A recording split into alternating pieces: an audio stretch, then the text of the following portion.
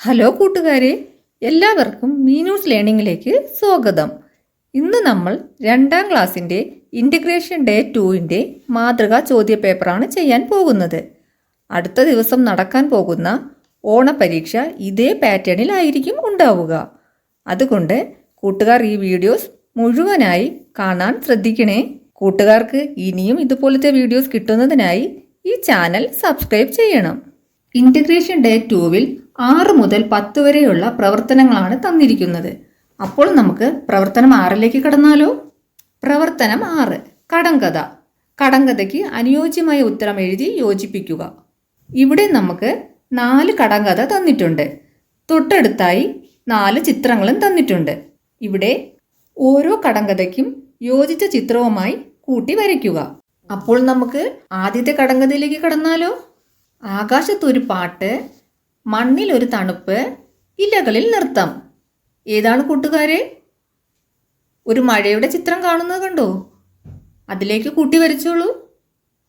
അവിടെ എന്താ എഴുതേണ്ടത്? മഴ. മഴ പെയ്യുമ്പോൾ ആകാശത്ത് പാട്ട് കേൾക്കുന്നത് പോലെ കൂട്ടുകാർക്ക് തോന്നാറുണ്ടോ? മണ്ണിന് തണുപ്പുമുണ്ട്. മഴത്തുള്ളി ഇലകളിൽ വീഴുമ്പോൾ നൃത്തം ചെയ്യുന്നതായും തോന്നാറുണ്ട്. അപ്പോൾ നമുക്ക് ആ മഴയുടെ ചിത്രത്തിലേക്ക് ചേർത്ത് വരയ്ക്കാം. രണ്ടാമത്തേത് നോക്കിയാലോ? പിടിച്ചാൽ ഒരു പിടി, അരിഞ്ഞാൽ ഒരു മുറം. ഏതാണ് കൂട്ടുകാരെ? ഒരു ചീരയുടെ ചിത്രം കാണുന്നുണ്ടോ? അതിലേക്ക് ചേർത്ത് വരച്ചാലോ? അവിടെ എന്താ എഴുതേണ്ടത്?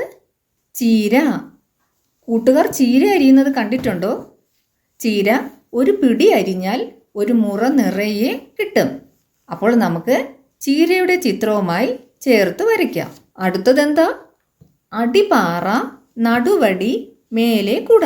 കൂട്ടുകാർ ഒരു കുട പോലെ നിൽക്കുന്ന ഒരു ചെടി കാണുന്നുണ്ടോ? എന്താ ചെടിയുടെ പേര്? ചേന. ആ ചെടിയുടെ മുകൾ ഭാഗം കുട പോലെയും അതിൻ്റെ തണ്ട് ഭാഗം ഒരു വടി പോലെയും അല്ലേ കൂട്ടുകാരെ ഇരിക്കുന്നത്? അതിന് ചേന എന്നാണ് പറയുന്നത്. നമ്മൾക്കവിടെ ചേന എന്ന് എഴുതി കൊടുക്കാം. എന്നിട്ട് അതുമായി കൂട്ടി വരയ്ക്കാം. അടുത്തതെന്താ? 1000 തത്തയ്ക്ക് ഒരു കൊക്ക്. ഒരു വാഴക്കുലയുടെ ചിത്രം അവിടെ തന്നിരിക്കുന്നോ കണ്ടോ കൂട്ടുകാരെ? വാഴപ്പഴത്തിന് തത്തയുടെ രൂപമാണ് ഉള്ളത്. നമുക്കവിടെ വാഴക്കുല എന്ന് എഴുതി കൊടുക്കാം. അതുമായി ചേർത്ത് വരയ്ക്കാം. മഞ്ഞൾ ഉത്തരം വരുന്ന ഒരു കടങ്കഥ എഴുതുക. മണ്ണിനടിയിൽ പൊന്നമ്മ. പ്രവർത്തനം 7, ക്രമപ്പെടുത്താം. നെൽകൃഷിയുടെ വിവിധ ഘട്ടങ്ങളാണ് താഴെ ചിത്രത്തിൽ നൽകിയിട്ടുള്ളത്. ഈ ഘട്ടങ്ങളെ ക്രമപ്പെടുത്തി എഴുതുക. കൂട്ടുകാർ ചിത്രം കാണുന്നുണ്ടോ?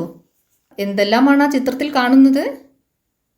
നിലമൊരുക്കൽ, വിത്ത് വിതയ്ക്കൽ, ഞാറ് നടൽ, കൊയ്ത്ത്, കറ്റമെതിക്കൽ. നമുക്കൊന്ന് ക്രമത്തിൽ എഴുതി നോക്കിയാലോ? 1, നിലം ഒരുക്കൽ. 2, വിത്ത് വിതയ്ക്കൽ. 3, ഞാറ് നടൽ. 4, കൊയ്ത്ത്. 5, കറ്റമെതിക്കൽ. പ്രവർത്തനം 8, പ്രാധാന്യം അറിയാം. എ, വരച്ച് യോജിപ്പിക്കാം. താഴെ കൊടുത്ത ദിനങ്ങളുടെ പ്രാധാന്യങ്ങൾക്ക് അനുയോജ്യമായവയിലേക്ക് വരച്ച് യോജിപ്പിക്കുക. ഓഗസ്റ്റ് 15. ആ ദിനത്തിൻ്റെ പ്രത്യേകത എന്താണ് കൂട്ടുകാരെ? സ്വാതന്ത്ര്യ ദിനം. അതുമായി ചേർത്ത് വരയ്ക്കാം. ഒക്ടോബർ 2. അതിൻ്റെ പ്രത്യേകത എന്താണ് കൂട്ടുകാരെ? ഗാന്ധി ജയന്തി. അതുമായി ചേർത്ത് വരച്ചോളൂ. ജനുവരി 26.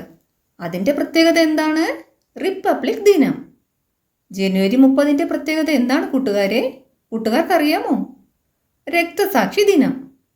അതുമായി ചേർത്ത് വരച്ചോളൂ. ബി, ചിത്രത്തിൽ ആര്? താഴെ കൊടുത്ത ചിത്രം നോക്കൂ. ഈ വ്യക്തിയെക്കുറിച്ച് നിങ്ങൾക്ക് എന്തൊക്കെ അറിയാം എഴുതുക. കൂട്ടുകാർ ആ ചിത്രത്തിൽ ആരെയാണ് കാണുന്നത്? ജവഹർലാൽ നെഹ്റു. അദ്ദേഹത്തെക്കുറിച്ച് നമുക്ക് എഴുതിയാലോ? ഇന്ത്യയുടെ ആദ്യത്തെ പ്രധാനമന്ത്രിയാണ്. നവംബർ 14നാണ് ജനിച്ചത്. അദ്ദേഹത്തിൻ്റെ ജന്മദിനം ശിശുദിനമായി ആഘോഷിക്കുന്നു. കുട്ടികൾ ചാച്ചാജി എന്ന് വിളിക്കുന്നു.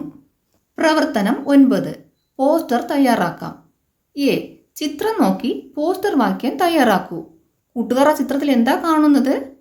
കുറച്ച് ചപ്പു ചവറുകൾ കൂട്ടിയിട്ടിരിക്കുന്നു. അതിന് ചുറ്റുമായി നായകളും കാക്കകളും നിൽപ്പുണ്ട്. ചിത്രത്തിന് താഴെ ഒരു പോസ്റ്റർ വാക്യം തയ്യാറാക്കി എഴുതിയാലോ? ചപ്പുചവറുകൾ കൂട്ടിയിടരുത്. പരിസരം വൃത്തിയായി സൂക്ഷിക്കുക. ബി. ജലസ്രോതസ്സുകൾ മലിനമാക്കുന്നതിനെതിരെ ഒരു പോസ്റ്റർ തയ്യാറാക്കുക. ജലം അമൂല്യമാണ്, അത് മലിനമാക്കരുത്. പ്രവർത്തനം 10. തൊഴിലുകൾ. എ. താഴെ കൊടുത്ത തൊഴിലുപകരണങ്ങളുടെ പേരെഴുതുക. ആദ്യത്തെ ചിത്രത്തിൽ എന്താണ് കൂട്ടുകാരെ കാണുന്നത്? അരിവാൾ. ചിത്രത്തിന് താഴെ അരിവാൾ എന്ന് എഴുതണം. രണ്ടാമത്തെ ചിത്രത്തിൽ എന്താണ് കൂട്ടുകാരെ കാണുന്നത്? തൂമ്പ. ആ ചിത്രത്തിന് താഴെ തന്നിരിക്കുന്നതിൽ തൂമ്പ എന്ന് എഴുതണം. ബി. ചിത്രം നോക്കി തൊഴിൽ ഏതാണെന്ന് എഴുതുക. ആദ്യം നമ്മൾ ഒരു ഡ്രൈവറുടെ ചിത്രമല്ലേ കൂട്ടുകാരെ കാണുന്നത്? അതിനു നേരെ ഡ്രൈവർ എന്ന് എഴുതി കൊടുക്കാം. രണ്ടാമത്തെ ചിത്രത്തിൽ ഒരു പോലീസിനെയാണ് കാണുന്നത്. നമുക്കതിനു നേരെ പോലീസ് എന്ന് എഴുതി കൊടുക്കാം. മൂന്നാമത്തെ ചിത്രത്തിൽ ഒരു ഡോക്ടറെയാണ് കാണുന്നത്. നമുക്കതിനു നേരെ ഡോക്ടർ എന്ന് എഴുതി കൊടുക്കാം. നാലാമത്തെ ചിത്രത്തിൽ ഒരു ആശാരിയാണ് കാണുന്നത്. നമുക്കതിനു നേരെ ആശാരി എന്ന് എഴുതി കൊടുക്കാം. ഇത്രയുമാണ് ഈ ചോദ്യപേപ്പറിൽ നമുക്ക് ചെയ്യാനായി ഉള്ളത്. കൂട്ടുകാർ നന്നായി പഠിച്ച് പരീക്ഷ എഴുതണേ.